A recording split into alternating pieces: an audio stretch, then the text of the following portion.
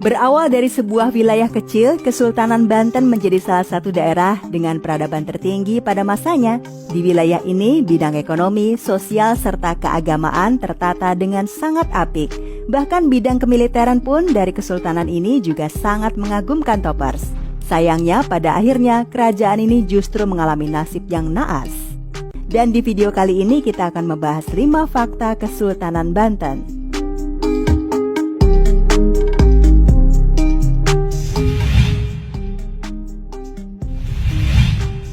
Yang pertama, asal-usul Kesultanan Banten.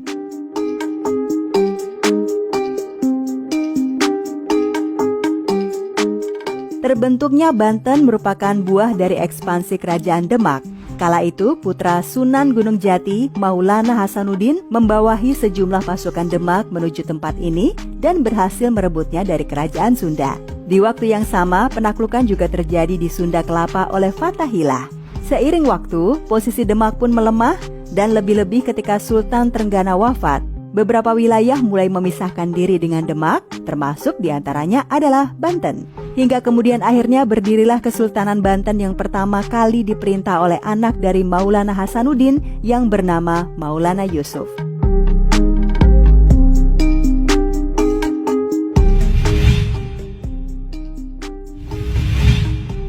Yang kedua, kejayaan Kesultanan Banten yang luar biasa.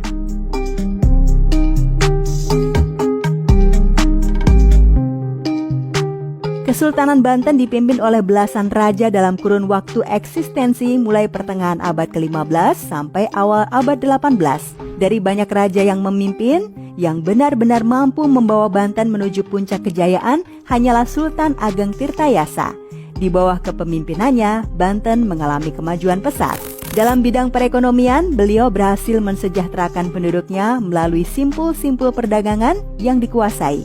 Misalnya saja, perdagangan lada di wilayah Palembang atau daerah pesisir-pesisir lain. Pada masa pemerintahan Sultan Ageng Tirtayasa, pertanian Banten juga mengalami kemajuan berkat canggihnya sistem kanal yang diprakarsai olehnya. Belum lagi dalam bidang kemiliteran ya, di mana di masa lalu Banten dikenal dengan armada lautnya yang hebat. Bahkan menurut banyak literatur, Sultan dikabarkan sampai mendatangkan warga asli Eropa untuk membuat perahu-perahu tempur yang handal.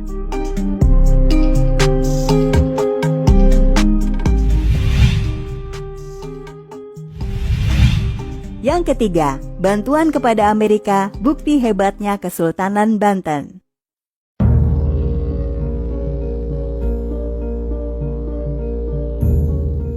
Terdapat sebuah fakta sejarah yang seakan berusaha disimpan rapat oleh dunia barat, dalam hal ini adalah Amerika, dan ini berhubungan dengan Kesultanan Banten Toppers.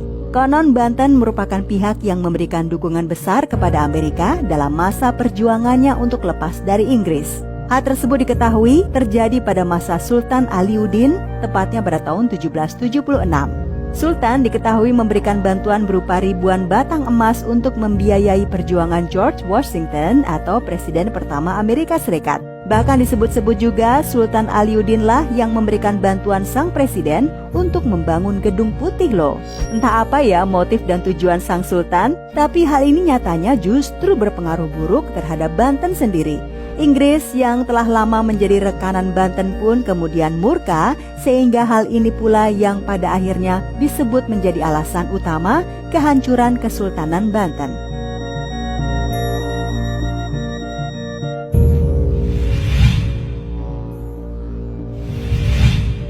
Yang keempat, perang saudara yang membuat Banten gonjang-ganjing.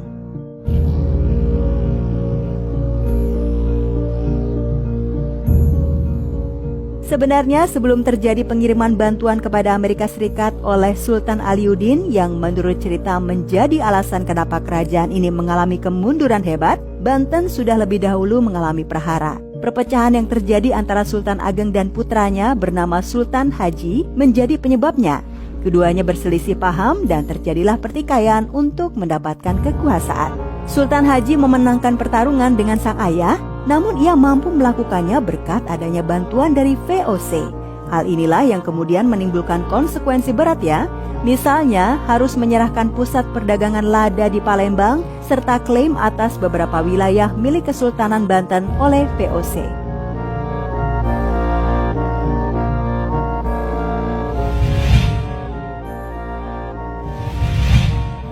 Yang kelima, jejak nafas terakhir mantan kerajaan hebat.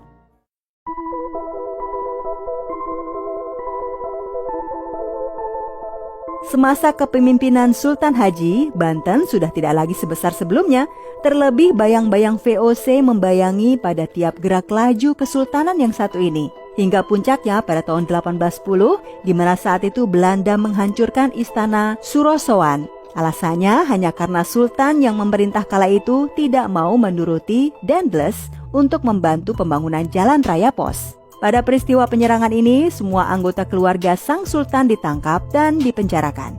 Nafas terakhir Kesultanan Banten pun benar-benar terhembus ketika pada tahun 1813, Thomas Stamford Raffles atas prakarsa Inggris melucuti sultan terakhir kerajaan ini.